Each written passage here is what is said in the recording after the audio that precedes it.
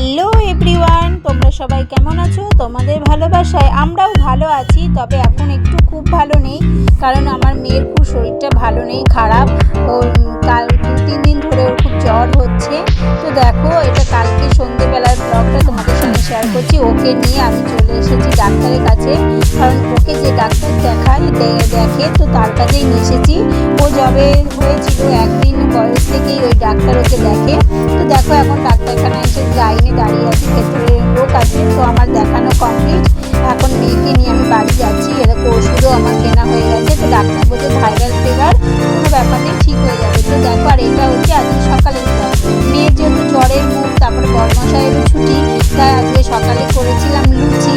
আর যেহেতু আজকে সোমবার, শ্রাবণ মাসের সোমবার শুরু হয়ে গেছে, আমাদের আজকে প্রথম সোমবার। তো আমি সেদিন নিরামিষ খাই, শ্রাবণ মাসের সোমবারগুলো নিরামিষ খাই। তো দেখো, এখানে সকালে টিফিন করেছি লুচি আর আলুর দম, আর কিছুই করিনি।